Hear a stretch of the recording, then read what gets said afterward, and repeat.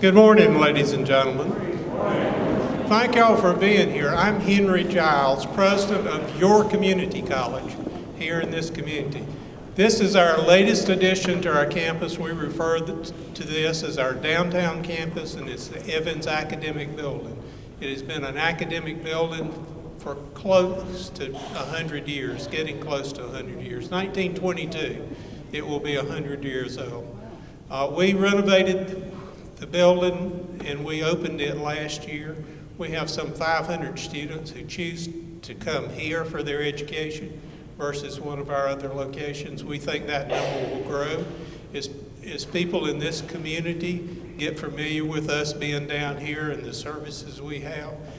One of the great venues that we have is this auditorium that was, again, this was built part of the 1922 construction, and it's a great community facility, and we want it to be perceived as a community facility. So we thank you for being here today and allowing the group to come meet you and having been here. Thank you, Carol. Thank you, Dr. Giles. Give Spartanburg Community College a great big round of applause. Well, ladies and gentlemen, welcome to the third quarterly Leadership Bridging the Gap series, and we are ecstatic to have with us today Dr. Ben Carson.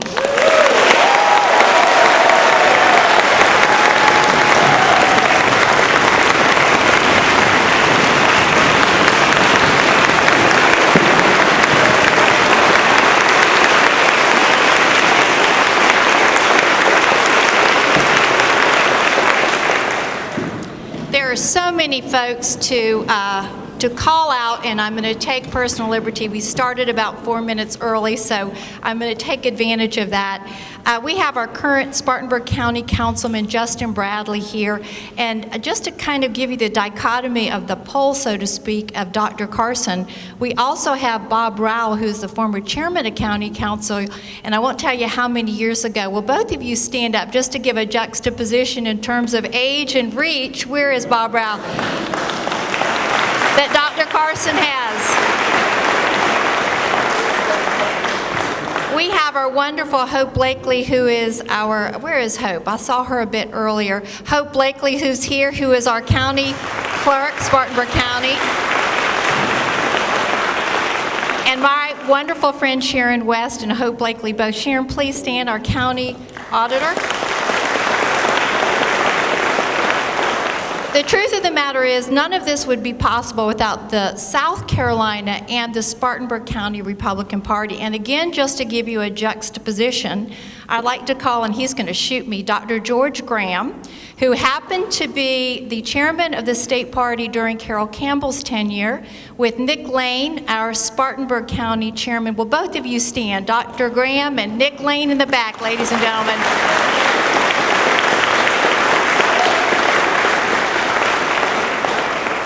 We have our wonderful Gerald Emery, First Monday, and then this group of beautiful women represent the Spartanburg Community College, I'm going to mess this up, surgical technicians. Y'all stand up. They came on their own volition today as a support of Dr. Carson's.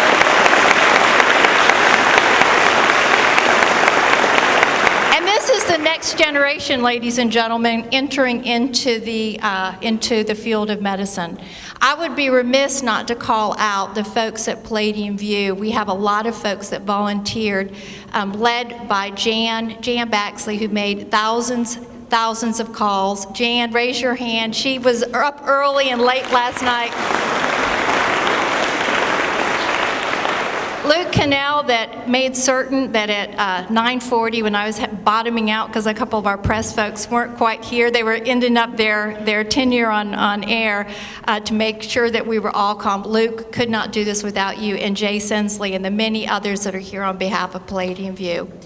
The breakfast this morning, Doctors and Doctors Colburn, Miss Jennifer Colburn happens to be the pediatrician of the Floyd family, 18-year-old boys, and Dr. Colburn's husband is a dentist. So thank you. Where are the Colburns? Thank you so very much for offering that wonderful breakfast today. And finally, Alexa Newman putting together with Holmes Catering the breakfast. Where's Lex? Alexa Newman. Alexa, thank you. So that's enough. I do want to call out, I saw wonderful Jane Hall, another county councilman, show up. Jane, thank you very much for being here. So quickly, we started Palladian View as a way to, frankly, empower women to enter into the political foray. And what we learned is that 83% of Americans are completely disenfranchised. It's not a gender thing. 83% of Americans are disenfranchised with the political system. And so we thought, you know what we're going to do is bring in these wonderful leaders across the United States and allow Spartanburg, Greenville, the upstate, to really get to know them, to hear the issues, and hopefully to ignite a passion in you so that you all pick a candidate and get involved and elect the next Republican president of the United States of America.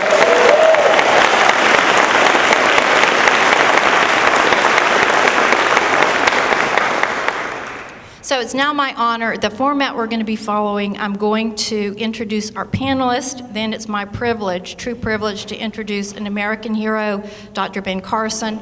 He'll then make some remarks, and then quickly we'll turn it over, and we will have a round robin where our panelists will ask questions. We have some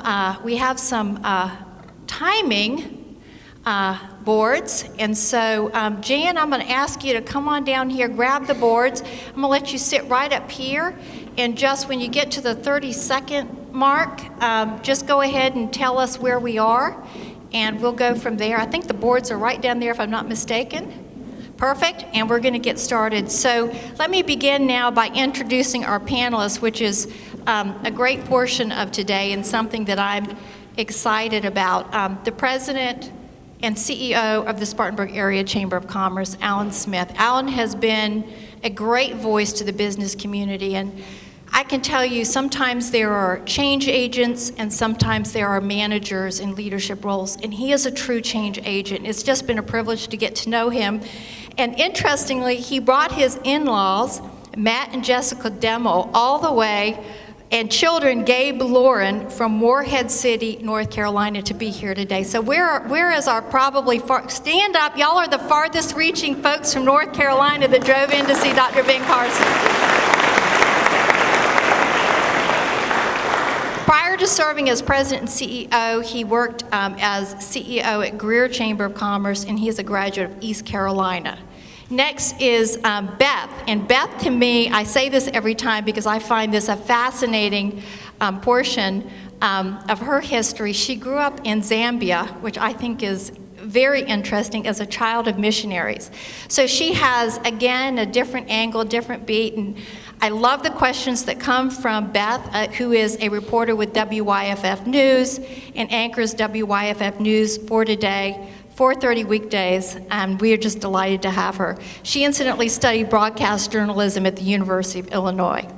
Next, we have Gordon Dill.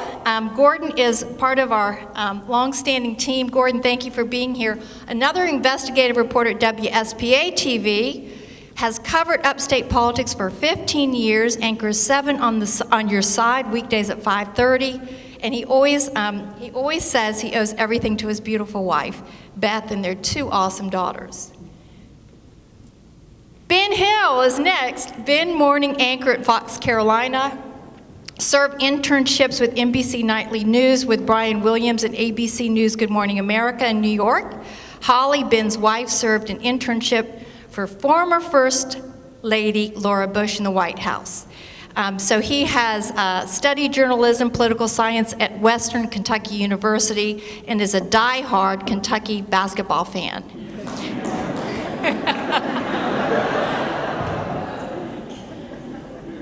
And finally, last but not least, representing our print media is Mike Smith. Mike, again, is one of our stalwarts, and we are so grateful that he always makes time to participate in these forums. He's the executive editor at the Spartanburg Herald-Journal. He's also over the newsroom, administration, and opinion. Ladies and gentlemen, please give our panel a great big thank you for participating in this day's event.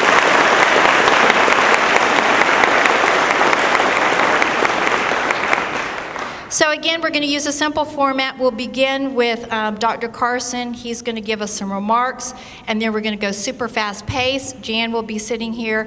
She'll make certain that we're within 3 minutes, and we're going to get a lot of ground covered. And one of the things that I can tell you that is kind of the, I guess, show starter for Dr. Carson is he speaks his mind, and it's his true authenticity that comes forward. And I think that we all are going to be really excited to hear those things. So, Dr. Carson, with that, sir, I'm going to sit down. I will tell you just a few things about Dr. Carson. I don't know if you know his story, so to speak, but he grew up in circumstances that were tough, to a single mother, maybe strayed a little bit, and then got into reading, and reading kind of brought him a new world. He ended up as a pediatric neurosurgeon for 29 years at Johns Hopkins University. So this is someone that just with, I guess, God-given talent and grit gave back to humanity at large. And I think that when you listen to him, you really have a sense of the depth and breadth that he has. He graduated, became an X-ray technician, a bank teller, a school bus driver, a supervisor for highway cleanup crews, a crane operator, and on and on. But this man truly is what we call an American hero. He has had every award under the sun, and honestly, when I went through the awards, he was titled one of America's living legends. In 2008, he was awarded the Presidential Medal of Freedom, which is the highest civilian honor in the land.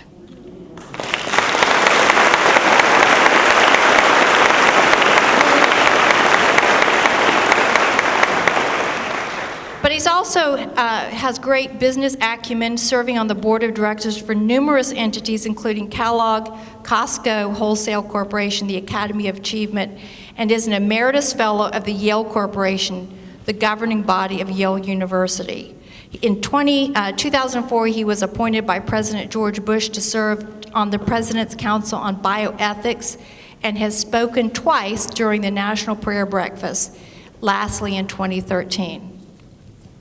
He is a strong believer in giving back, ladies and gentlemen, and if you really think about the legacy that he leaves, it's his vision about elevating your brother, while also staying very, very true to free market principles. The two are not inextricably linked. So ladies and gentlemen, now it is my great honor to pass the mic over, and we are delighted to hear from Dr. Ben Carson.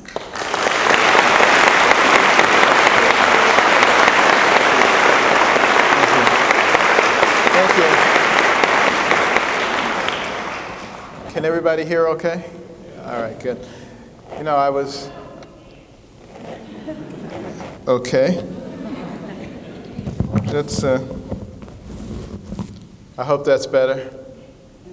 Okay, if it's not, get that person a hearing aid. Okay.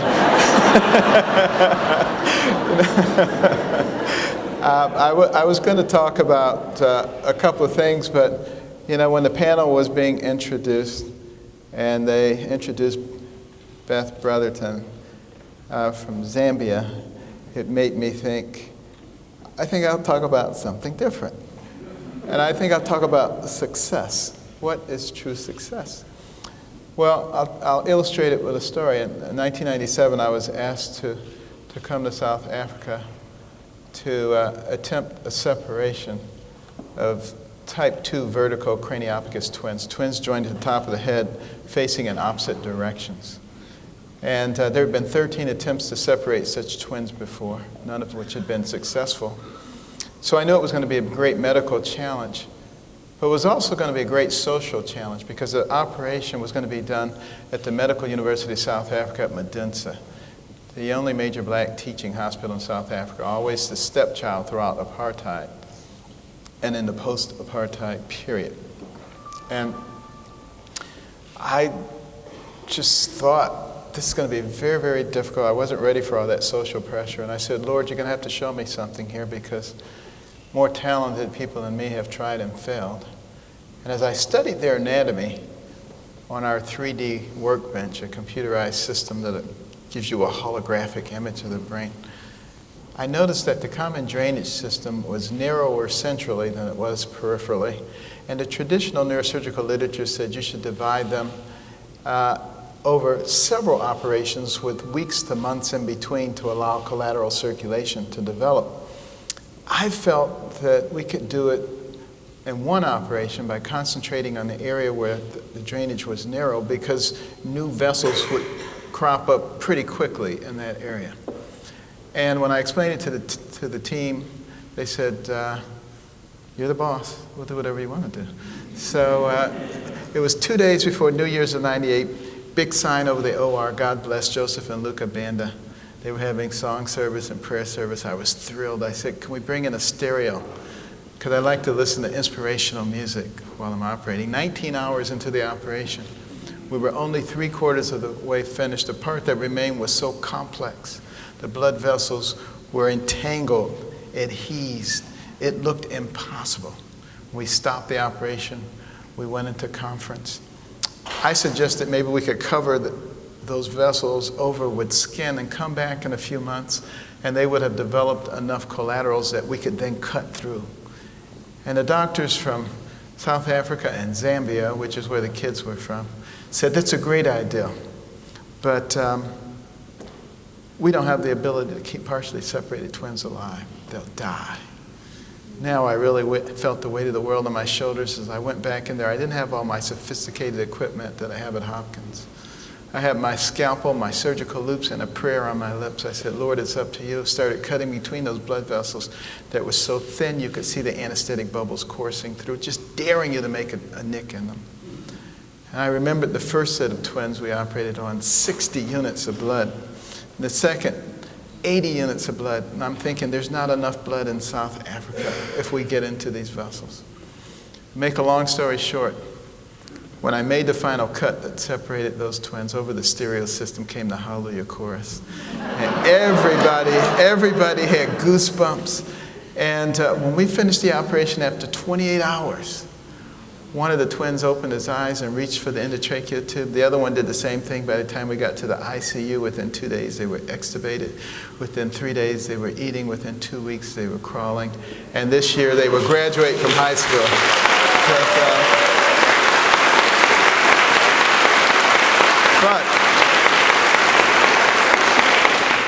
But that was not the success. The success you had to be there to witness was the reaction of the people. They were literally dancing in the streets. This was done in their country, in their hospital. There was a level of self-esteem was through the roof. And that's what real success is, using the talent that God has given you to elevate other people. And with that, I'll turn it over to the panel.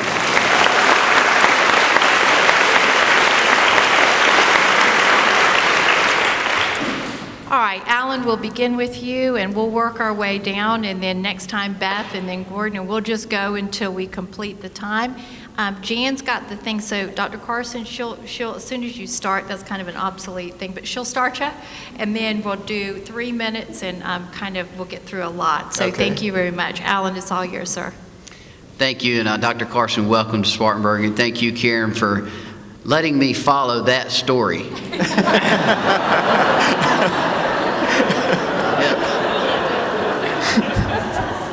Dr. Carson, I have the blessing to represent the business community every day. And I hear from businesses, small, medium, large, every single day. And the word I hear from them is we need certainty. You have a rogue EPA. You have a Department of Labor that's out of control. You have 74,000-page IRS tax code. And people in the business community are trying to feed their families and do what they need to do to make a profit. But there's a federal government that's hindering them and not helping them. How would a Carson administration help the business community? Okay, well, thank you for that question, because I think that's one of the real keys, and one of the things that will destroy us faster than anything is not allowing that economic engine to work for us. It's the most powerful economic engine the world has ever known. But virtually every group, 2 weeks ago I was speaking to the American Bakers Association. I said, how are you guys doing with regulations? And they just laughed. They said, that's all we've been talking about. We're being killed by regulations.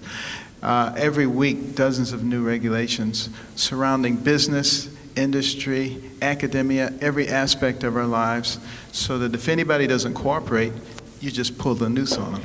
And it gives the government a way to control everything. That, coupled with a ridiculous taxation system, we have the highest corporate tax rates in the industrialized world, and we have a Secretary of Treasury that says companies are being unpatriotic if they, do business overseas. Obviously, he doesn't recognize what capitalism is, and he doesn't recognize that people go into business to make money, not to support the government. So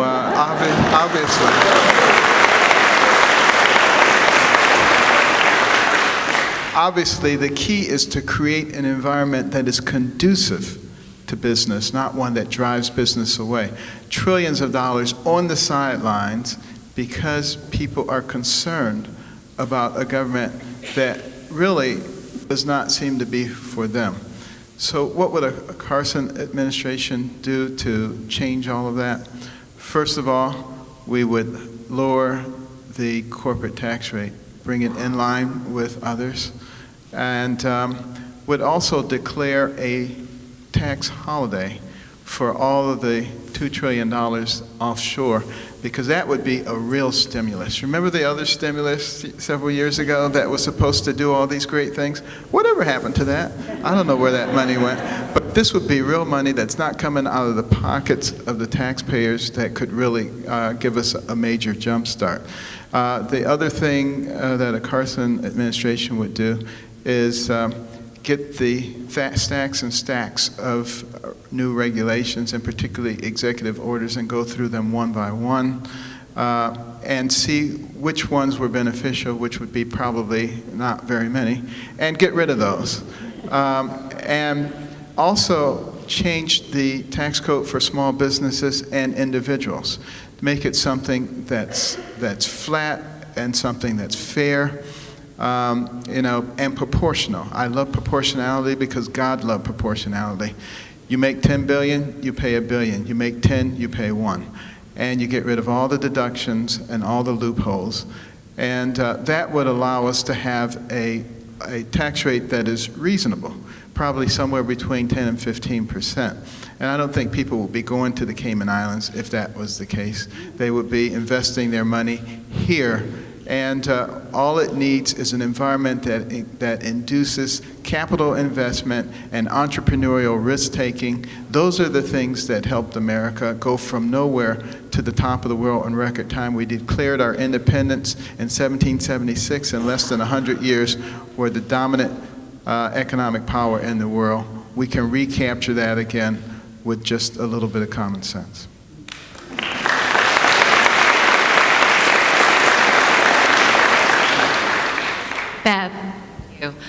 Dr. Carson, it's funny that you noticed that about my bio, because obviously the very first thing in reading up on you that I noticed about your bio was the surgery in South Africa. So I guess I want to ask a little bit of a philosophical question, as opposed to since it appears we have enough time for several questions. It has always seemed to me that it takes a special kind of person to be a surgeon, to have the confidence in oneself or ego, I don't know what it may be, to believe that you can take lives in your hands and have that faith in God, that faith in yourself, that is something that you could do. I think the fear would overcome me before the first cut.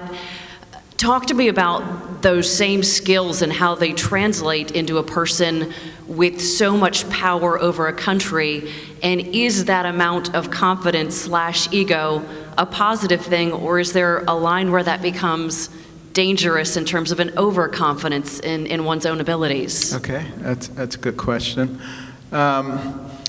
Overconfidence is a killer in any arena.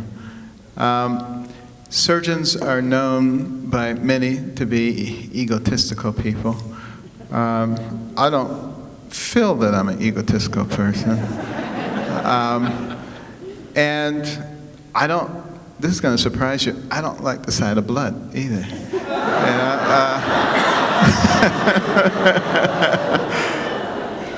it may seem strange, but would you rather have a surgeon who likes the sight of blood?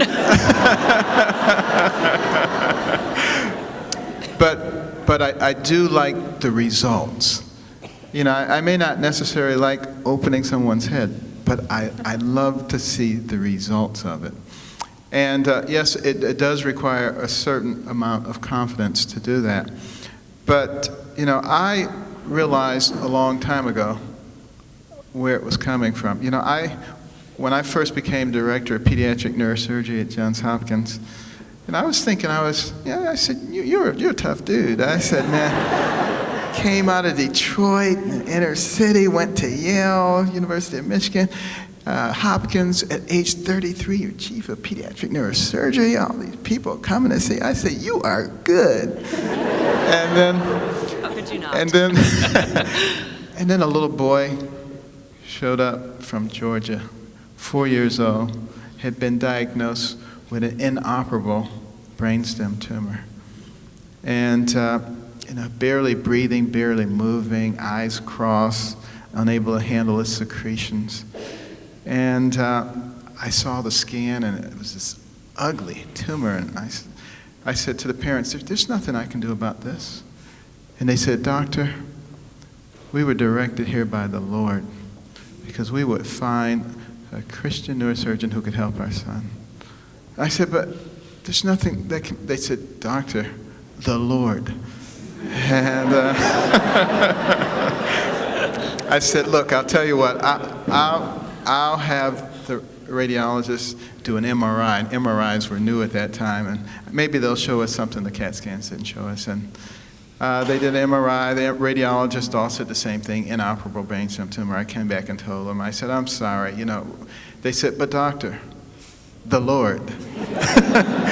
I said, look, I'll tell you what, sometimes we're wrong with these things, once in 1,000 times, so I'll do a biopsy. Maybe it's a fungal infection with a big reaction.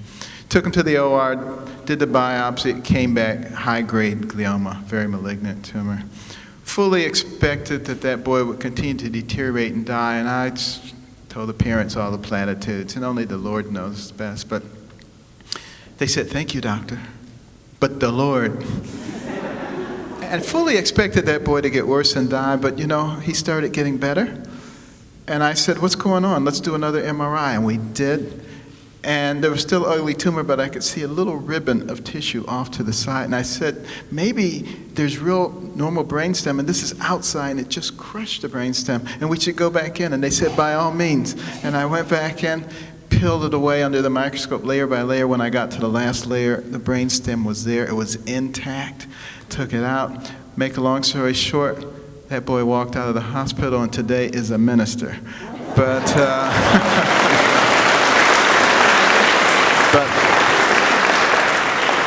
but I realized after that it wasn't me, that it was the Lord. And I said, you be the neurosurgeon and I'll be the hands. And that's when all of those amazing things began to happen. And I've continued to just allow him to open the door because I recognize where the true power is. And that's how we get our nation back. This nation was founded on Judeo-Christian principles, and as we throw those away to capitulate to political correctness, we throw away everything, and we need to bring it back.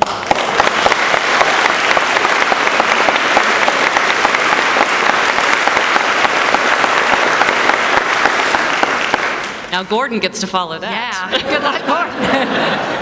One of the golden rules is don't have surgical success stories as your opening act.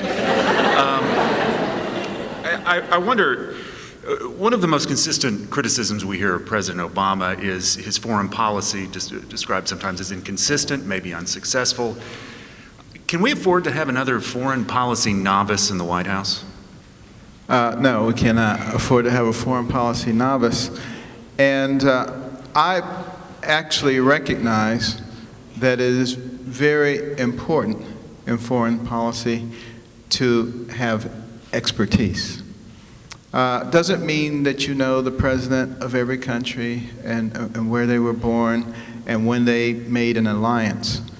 But what real expertise, I believe, means is being able to assemble the people that you need who actually are experts, because wisdom, I think, is much more important than detailed knowledge about everything. Having said that, I've spent a lot of time traveling the world.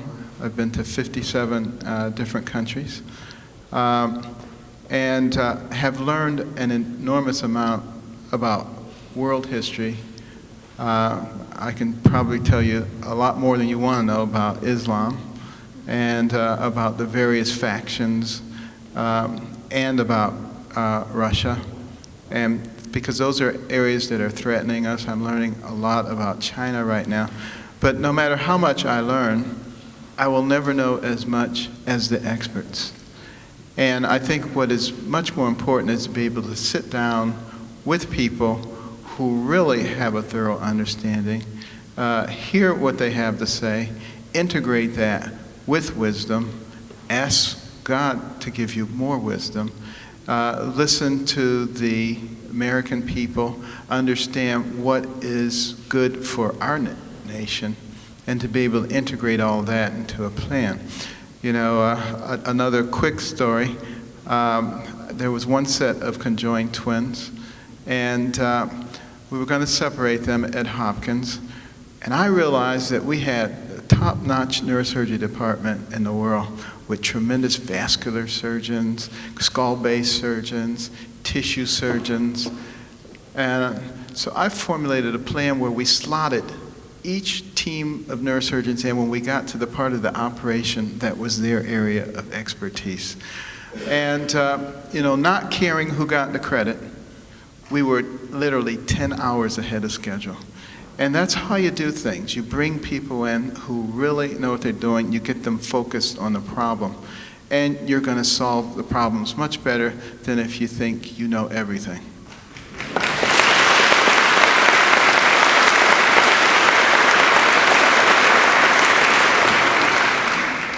Ben.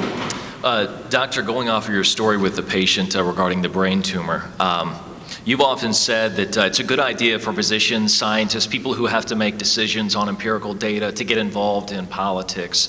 But often, especially in Washington, it can lead to tough decisions when you mix faith and science, whether it be for climate change, gay marriage, things of that nature. How do you find a correct balance, especially as president, between faith and science?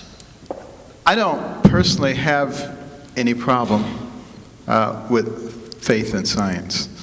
I think really that there's no inconsistency. And I know a lot of people say, but how can you be a man of science? But you believe that God created the world. I mean, how can you believe such silliness when all the proof says otherwise? Well, I personally haven't seen the proof. When the proof is there, I will believe it. But there's no proof that something came from nothing. But a lot of the scientific community would say, yeah, it came from nothing. And how did that happen? Well, we don't know how it happened, but it did. It came from nothing. And I say, okay, fine. I'll give you that there's something. And then I say, so you say there was something, and then there was a big bang, and it all came into perfect organization. Our solar system is so precise we can predict 70 years hence when a comet is coming. And I said, you also believe in the second law of thermodynamics, right? Entropy, which says things move toward a state of disorganization. So how does that work? There's a big bang and everything is perfectly organized, and yet there's a second law of thermodynamics. And they say, well, we don't understand everything. And I said, no problem, but explain to me how that works. And they say, well, it's probability theory. You see, if you have enough big bangs over billions and billions of years, one of them will be the perfect big bang and we'll have a perfectly organized solar system. And I said, so basically what you're saying to me, if I blow a hurricane through a junkyard billions of times over billions of years, after one of those hurricanes, it's going to be a 747 completely formed and ready to fly. Right?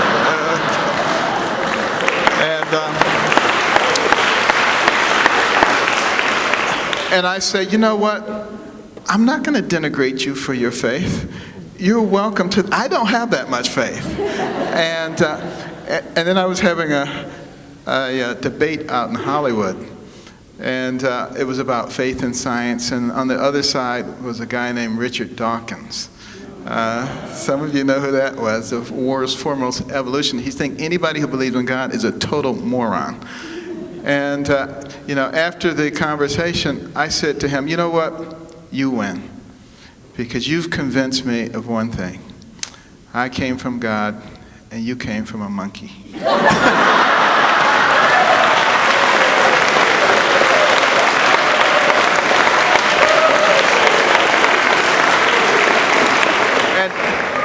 And before we go to the next one, I just want to finish that off by saying, I get a kick out of the people who say, Carson believes the earth is 6,000 years old. How can he possibly have two neurons to rub together? Well, first of all, I never said that I believe the earth is 6,000 years old. I don't know how old the earth is. The Bible says in the beginning, God created the heaven and the earth, period. It doesn't say how much time elapsed between that and the next sentence. It could be a year, it could be 50 billion years, who knows? But the other thing is, God is God, which means when he created the earth, he could create it with age on it if he wanted to. That's why he's God and they're not.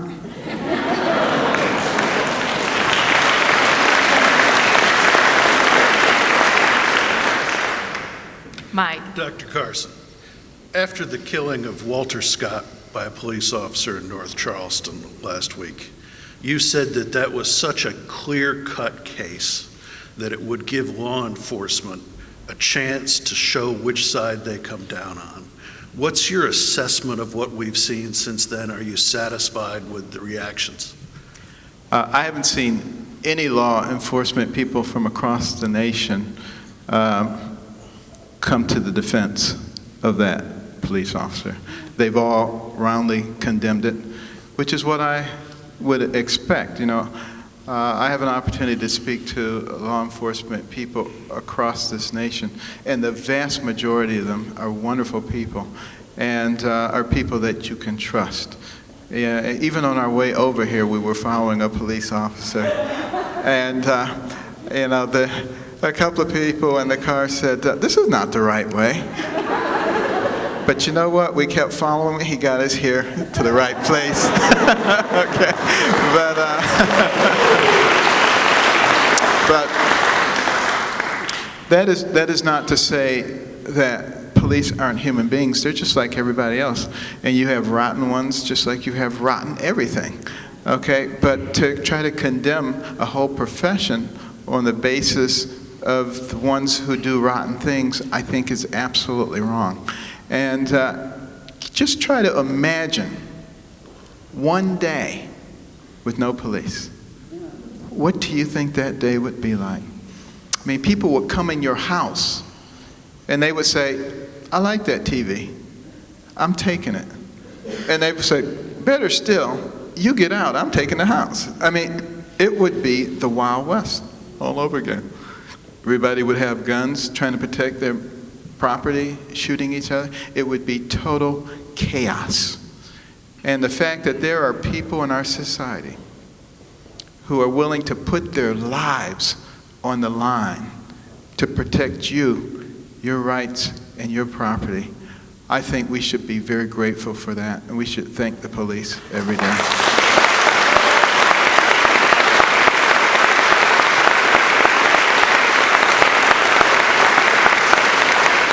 All right, Beth, we're going to start with you.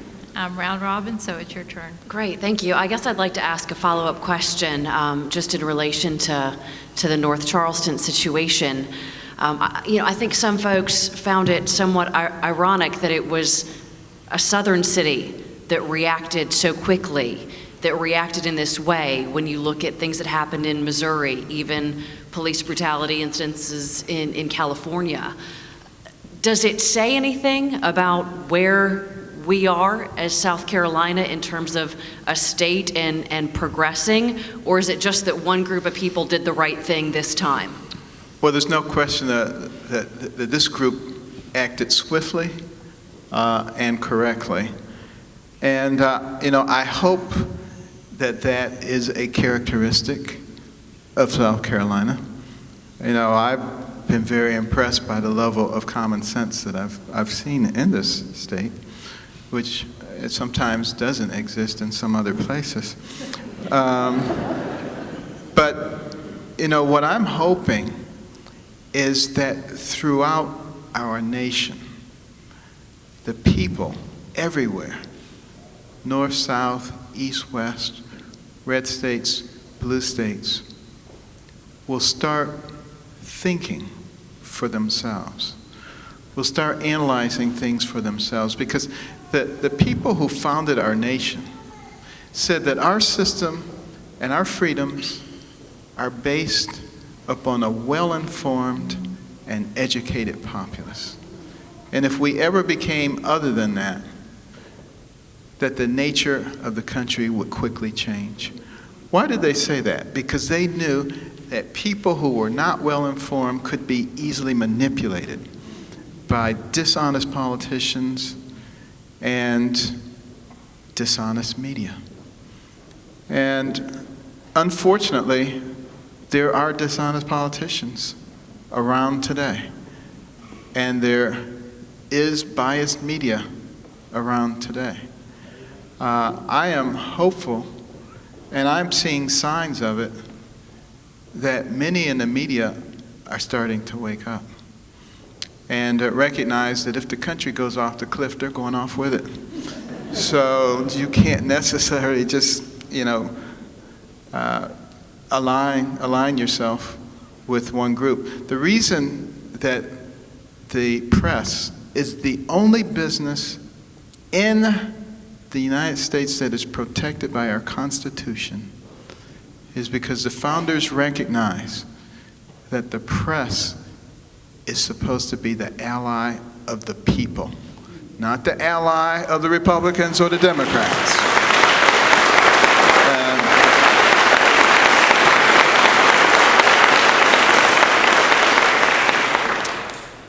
If the press does their job appropriately, without bias, investigates, exposes the way that they're supposed to, it'll go a long way toward restoring America to the greatness it once knew.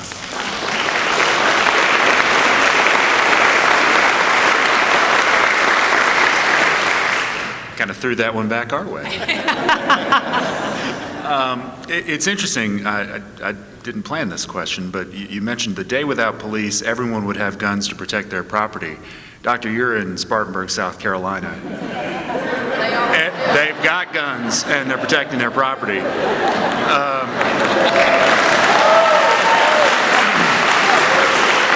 Which brings me to that question about your stance on the Second Amendment. I had seen in the past where you had some issues with semi-automatic weapons in large metropolitan areas. How big a city is too big for a semi-automatic weapon? Is Spartanburg too big? Charlotte? What are we talking about? Well, actually, as I've stated, that was expressed with the wrong emphasis, because I don't have any problem with any American having any weapon that they can legally have.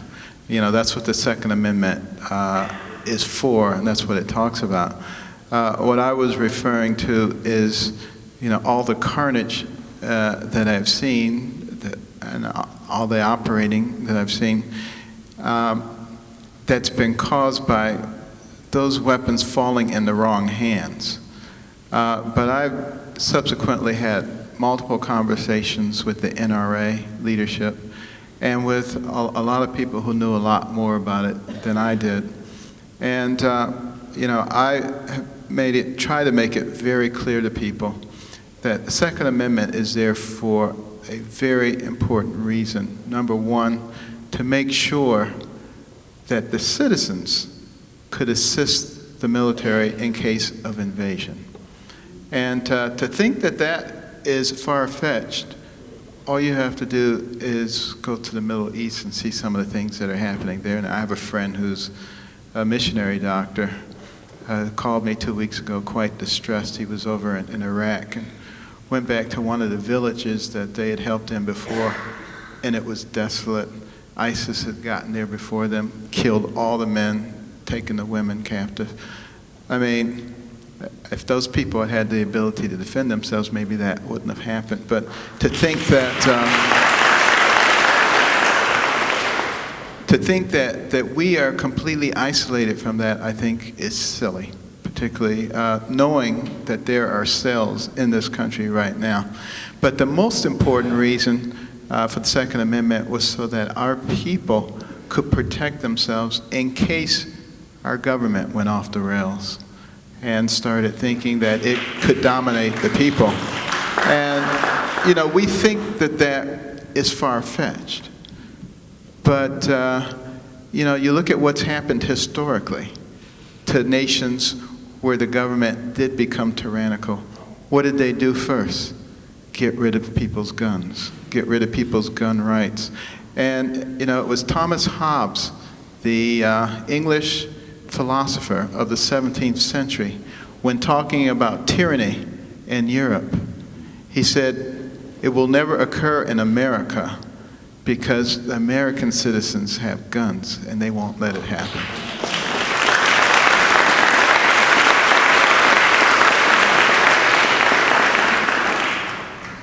Doctor, I'd like to go back to healthcare for just a moment. You've gone on record in the past stating you don't support for-profit insurance companies. So we hear a lot of Republicans obviously talking about repealing the Affordable Care Act, Obamacare. Number one, as president, would you work to repeal the Affordable Care Act? If not, would you tweak anything, and what would you change? Okay, well, you know, my stance on insurance companies, what I stated is it doesn't make any sense to have insurance companies that make profit by denying people care that they deserve. So, you know, that's a conflict of interest, and we need to have a system that does not include that conflict of interest. The reason that I've been so adamantly against Obamacare is not because I don't want people to have good care. I want everybody to have good care. We spend twice as much per capita on healthcare in this country as the next closest nation, and yet we have terrible access problems. I think that Obamacare is not about access. I think it's about control. They want to control people's lives.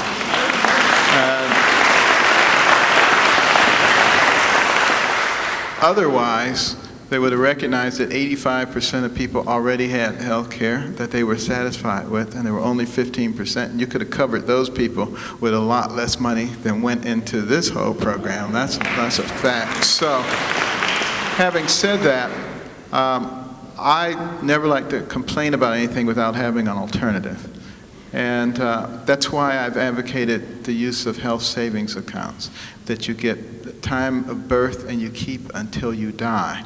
And we already have mechanisms to pay for them using the same traditional methods that we use to pay for them now, but it wouldn't require as much. And you give people flexibility in their health savings accounts so that if dad's $500 short, mom could give it to her out of hers, or uncle, or cousin, or daughter. Anybody in the family, each family becomes their own insurance company. That way it gives you enormous flexibility. 80+% of all encounters with the healthcare system could then be handled that way. And that would leave your catastrophic insurance to only handle catastrophic things, which means the cost of it goes down enormously, like a homeowner's insurance policy with a big deductible. And that's the kind of thing that really begins to make sense. And now you say, okay, I can see how that works for the vast majority of people, but what about the indigent? What are they going to do? They don't have jobs. They don't have a way to fund their HSA. Well, simple. The annual budget for Medicaid is $400 billion. About a quarter of the people participate in it. That's 80 million. 80 million into 400 billion is 5,000. $5,000 for each man, woman, and child. You could buy a concierge practice for every single one of them, a boutique practice, and still have thousands left over for catastrophic insurance. I'm not suggesting we do that. I'm showing you how much money we're already allocating, and if we begin to use that in an intelligent fashion, then we begin to address those kinds of issues. Is health care a right? No, it is not. but it is a responsibility for a compassionate society, and we are a compassionate society, and we can do it for a lot less and make it much more effective for everybody.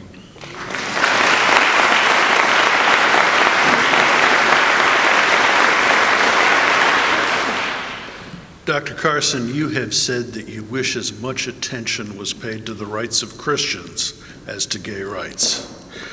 Regarding Religious Freedom Restoration Act laws like the ones in Indiana, where do we find the balance between the growing right of gay marriage and the rights of Christians to oppose and not take part in those ceremonies and weddings? I think we apply common sense to take care of those problems. But the other thing that's going to be important is courage. You see, I believe that everybody is covered by our Constitution and the constitutional rights. I don't care what their age, their race, their sexual orientation, they are protected by our Constitution. But the Constitution doesn't give any group extra rights. It doesn't tell anybody that they get to make extra rules and that they get to force everybody else to believe the way that they believe. And, once we begin to understand that, I think these kinds of situations clear themselves up. Some people think that I hate gay people, that I'm a homophobe. I'm not. Jesus Christ was not a homophobe. Jesus Christ loved everybody, regardless of their lifestyle, but he offered them other ways to do things. I think, it's a free country. People can do what they want to do, but they don't get to change the definition of marriage, which is between one man and one woman.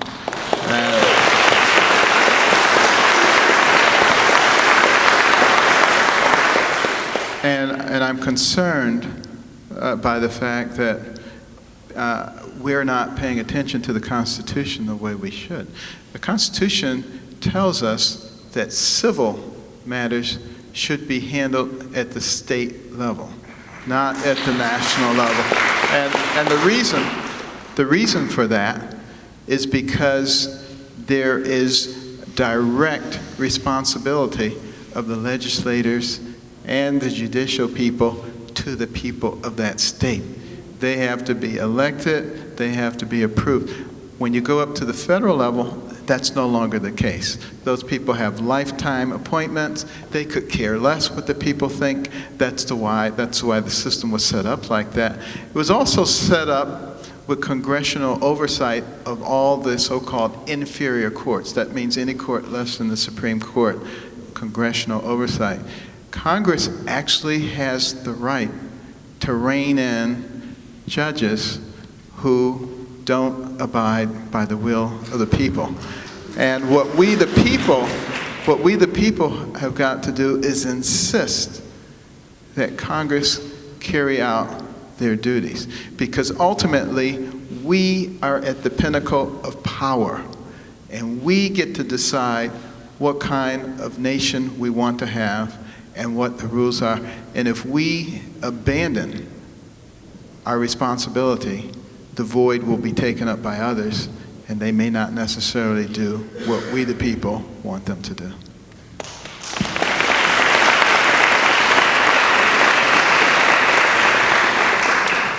At latest count, there are 16 people that have either declared or are thinking of declaring, of running for the Republican nomination for President of the United States.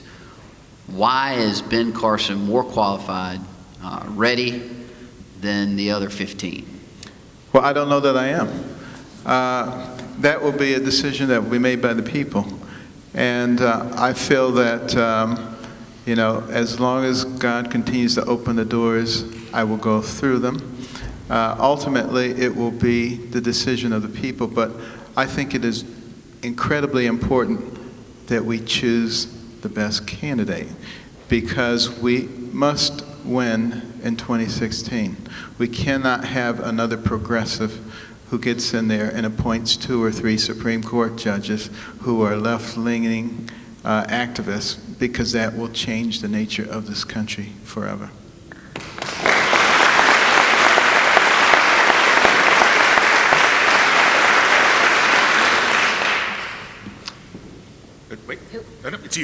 Is it me? Yep, it's you.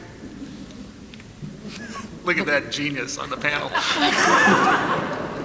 Sorry. We used to anchor together. Now I understand why we don't. I want to follow up as well on the past question about when you're going to make your decision about whether or not you're going to run. And clearly, we have a huge supportive crowd for you here today. Frankly, the largest, most vocal crowd that I've seen yet at these forums.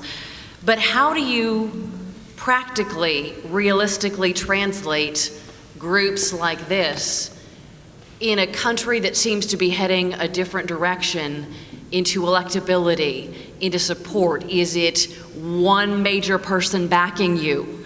Where is the practical measure for you as someone who isn't a governor, someone who isn't a senator, isn't a congressman? Practically speaking, you're a smart dude, you're a doctor. I mean, where is that logic for you? Okay, good question.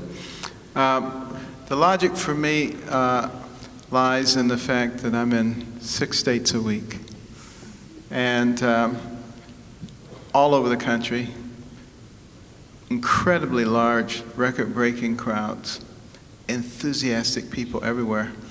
I get to be in front of hundreds of thousands, if not millions of people, much more so than any other person in that mix. And the reason that that's a good thing is because the people get to actually see who I am.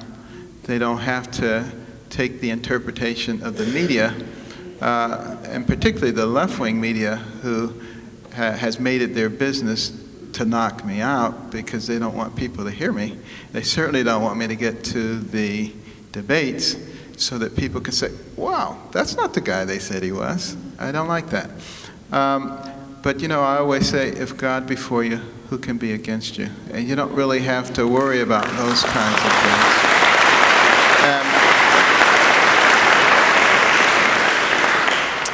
If it's something he wants to happen, it's going to happen. And if he doesn't want it to happen, it's not going to happen. So I don't really have to worry about it. All I have to do is get out there and tell the truth. I'm not a politician. I never will be a politician. Politicians do things that are politically expedient. Somebody needs to do things that are right.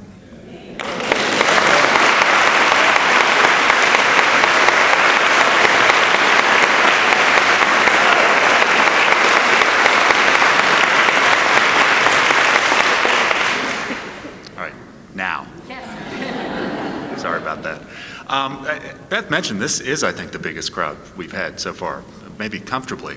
It's interesting, though, I was Googling earlier. The city of Spartanburg, according to the last census, is majority black. This audience is not. None of the audiences at these have been. More than 90% of black voters voted for President Obama. Did they do that because he's black, or because the Republican Party isn't effectively reaching out to non-white voters?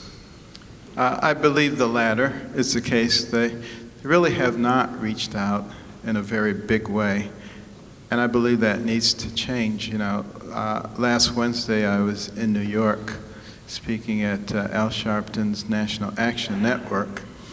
You know, a lot of conservatives very, very critical. You can't go. You can't be anywhere near that man. He's horrible, and you know, that's being a traitor. But you know, the fact of the matter is, if we continue with that kind of attitude, and we're not willing to talk to each other, how do we ever make the kind of progress that needs to be made? And you know, when Sharpton introduced me, he said, you know, Dr. Carson and I don't agree on anything. He says, I don't think we could even agree that today is Wednesday. He said, but it's worth listening to him. And, you know, the crowd was pretty skeptical. Carson, are you kidding? We hate him. He's an Uncle Tom, all this kind of stuff. And, but by the time I finished, standing ovation, I could barely get out of there. Everybody wanted a photograph and a picture because I talked about the same things I talk about everywhere. and that is, how do you empower people? How do people empower themselves? How do they turn a dollar over in their own community to create wealth and reach back and pull other people along? What happens when a woman has a baby out of wedlock? Usually her education ends. That baby is 4 times more likely to end up in poverty. I talked about reading, education, and the empowerment that that gives you. And, people are willing to listen, but we have to talk to them about it. We have to talk in conservative circles about how we invest in our fellow man. Muhammad Yunus won the Nobel Prize in 2006 for his micro-lending program. And think about the millions of people who were lifted out of poverty in Bangladesh and that part of the world. We also have the ability to invest in people. We need to find ways to bring people out of a state of dependency. We don't want constant dependency. We want everybody to be part of the American dream, part of the fabric that makes this into a strong country. And if we begin to emphasize that, and we begin to actually create the programs and show people a way that they can realize the American dream, believe me, they will not all stay with the Democratic Party.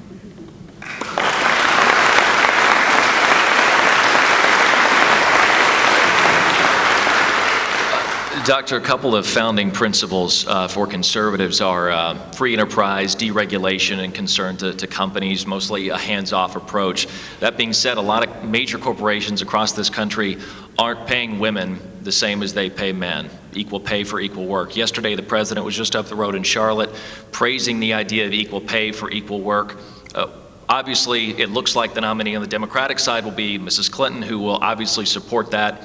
Where do you stand on equal pay for equal work? Well,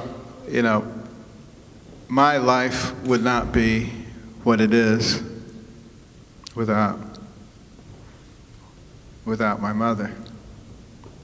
And she worked extremely hard, 2, 3 jobs at a time, leaving the house at 5 o'clock in the morning, getting back at midnight, because she wanted us to have a better life. And needless to say, I'm extremely pro-women. I could never have been what I became without her.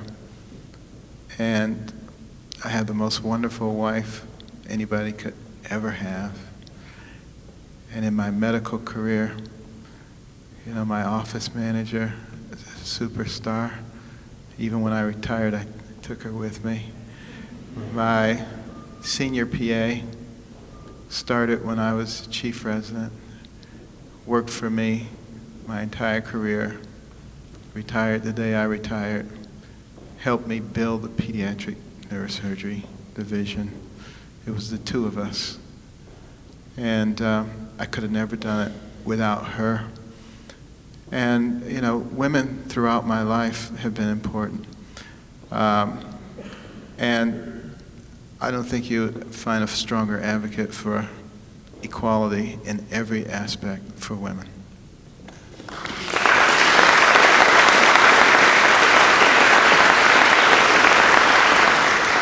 Ladies and gentlemen, this will be our last question, unfortunately, and then Dr. Carson is on a very tight timeline, so we're going to hear from Mike Smith, and then we're going to thank Dr. Carson and wind down. So, Mike, you are the last question, sir. In answering Gordon's question, you mentioned lifting people out of poverty by ending dependence on government and creating programs that end this cycle of dependence on government. What would those programs look like? How would we do that? Thank you for asking that question. I have an opportunity to do a lot of public speaking, and I speak at a lot of fundraisers, and many of them are for programs of the type that I was just talking about. It's interesting. I was looking at an article yesterday where somebody was saying, Carson's getting paid for doing these things. He's an evil person. And nobody who ever thinks about running for president has paid engagements. What they don't know is that I stopped accepting engagements many, many months ago, last year. But there are things that you have on your books. There are obligations. And people spend an enormous amount of time and energy on these things. They get sponsors and they sell tickets and they get prepared. And to just say, sorry, I'm not doing it. I mean, some people can do that, but I couldn't do that. I just won't do it. It's a matter of principle. But there was one program I was very impressed with where businessmen and professional men adopted kids from the inner city. Not officially adopted them, unofficially.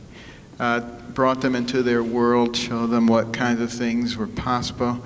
Most importantly, paid for their tuition in private schools in a city where only 40 to 50% of the kids were graduating. Virtually all of those kids graduated and went on to college and began to do important things. Another group that I spoke for went out on the street and found people who were destitute, in many cases homeless, brought them into a program, put them through a 13-week course, free of charge. Bought them new clothes, taught them skills needed to hold a job, helped them to get jobs, talked to their employers, and 70% of those people were off the public dole within a year. One young lady that I talked to was homeless when they found her and a drug addict. And time when I talked to her, she was 3 months away from getting her PhD. What can happen when people are willing to invest in other people? That is really what brings people out of a state of dependency. You can throw money at it until you're blue in the face. That's not going to change anything. Look at all the money that we spent on these social programs, over the last few decades. Nothing has gotten better. Everything has gotten worse. Food stamps, 1.4% of the population in 1969. Today, over 14%, a tenfold increase. That's going in exactly the wrong direction. We have the ability to change this. If we love our fellow man, we invest in them. It is the responsibility of us, the people, and not the government. Ladies and gentlemen.